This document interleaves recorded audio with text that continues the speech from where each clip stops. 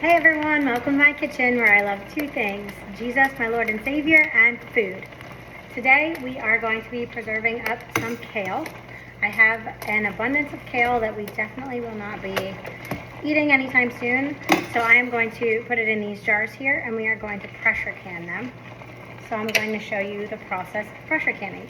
So first step is we need to blanch the kale. So I have beautiful kale here. It's been in the pot for about 3 or 4 minutes now. Make sure that the water is boiling before you put the kale in, and then you just make sure to stir it around, and once it's starting to get wilty and loses its firmness is when you know it's done. You're going to pack it into the jars here, as I'm doing. I'll move this jar so you can see it better. Pack it in there. And then, let me turn that off. Yeah, I did. We're going to fill it up. We're going to make sure that there's about an inch of space. So you're going to fill the jar to about that rim there. And then what we're going to do after we have the jars filled is we are going to fill it with some boiling water. You do not want cold water put on here because your jars could crack with the hot and the cold mixing together. So make sure that it is hot boiling water. And while we are doing this, I have our pressure canner set up. I have it with about 2.5, 3 inches of water at the bottom. I like to add extra water at the bottom of my pressure canner when I know that my food is going to process for a little bit longer. So since I am doing pint-sized jars, these are going to process for 70 minutes. So that's quite a bit of time. So you do not want the canner to run out of water. You'll ruin your canner. So I always make sure to add more water. So while I am ladling these into the jars, I have my canner on a medium heat, and that's to get the water just nice and warm. I don't want it boiling hot just yet. I like to do that with the jars inside so that it reduces shattering of my jars. So it's just warming up now so that the temperature is closer to what my jars are going to be when they go in. I think I have way too many jars pulled out than the kale. I forget how much it wilts down. So why am I canning kale? Well, I love, and I just discovered this because I canned kale a few years ago, and it's just been sitting there in my basement, and I decided one day I was making soup and I didn't have any spinach or anything like that on hand, and I really wanted some greens in my soup. So I decided to pull out one of my jars of kale, and oh my word, it was amazing. I loved it.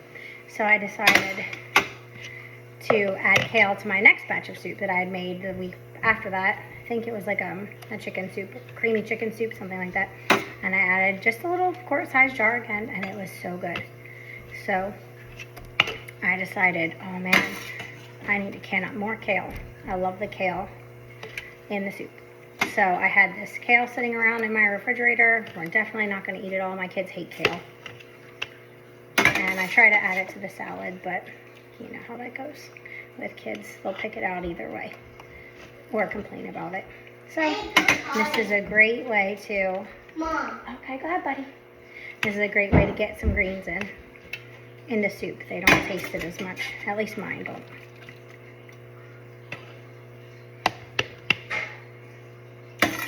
Almost done. Now once we, also, you can add salt to these jars if you'd like. Since I'm adding it to soup and my soups will already be salted and flavored enough with the broth, I am choosing to not add salt to them. But if you do, make sure that you're using a specific canning salt. And I think it's a half a teaspoon per jar if you choose to add salt to your greens. But I'm leaving that out. So once I'm almost done, once I'm finished ladling, that's all I've got. I'm going to kind of see how I've been pushing it down. You want to try to eliminate as many air bubbles as possible. I have a few little floaters in here I'll pull out. You don't want the air bubbles because it messes with the liquid when you put it in. If there's too much fluff and you think you have the liquid full and there's too much air, it's not, I can't explain what I'm trying to say.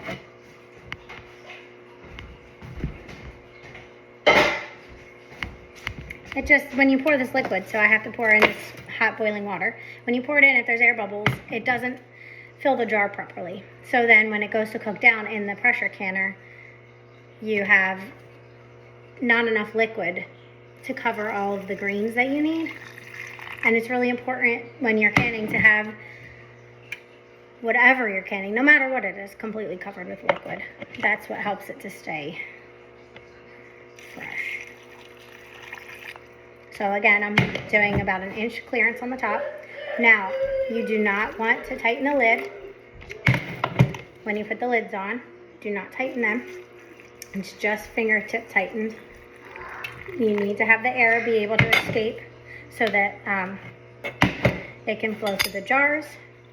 And another thing, I am pressure canning, like I said, so this is getting the air bubbles out. I am pressure canning, like I said, so you do not need to boil the jars. You just need to make sure you have some clean jars.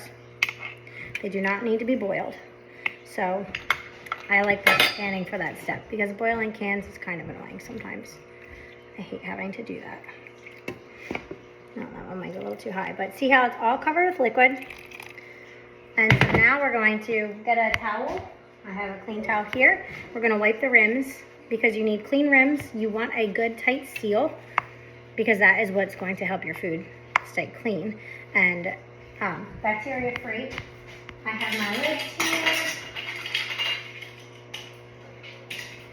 It's very important when you're canning to use brand new lids. I don't always have them on hand, and I notice when I don't have them on hand and I use old lids, they don't always seal properly, and then I'm stuck, you know, did all that work and I'm stuck with a bunch of cans that didn't seal and I have to use up right away. Whereas the point of canning is to be able to put it in the basement and forget about it until you need it one day. So we're just fingertip tightening these. They're pretty hot, so be careful. I am going to grab them with my things. Here's my canning water there. And I'm just going to put all of these in.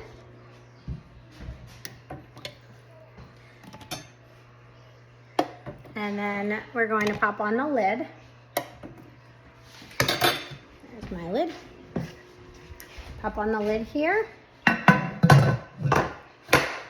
Like I said, I have the All-American, so I love how it's got these things here for the lid so that it helps to hold the lid down. It makes canning seem safer in that respect. I was very intimidated when I first started canning. If you are like me, do not be intimidated. It's an extremely easy process. The hardest part about canning is preparing everything to go into the canner. If you follow the instructions properly, you'll be totally fine, so don't be worried. So we are going to put it on medium-high heat, and we are going to let, I'm a terrible videoer, I'm sorry.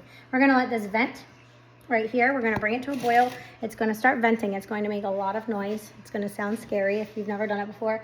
You let that go for 10 minutes, and then you pop on your weight. I am at basically 0 elevation. I'm live flat. So you bring it to 10 pounds of pressure, and it's gotta sit at 10 pounds of pressure for 70 minutes.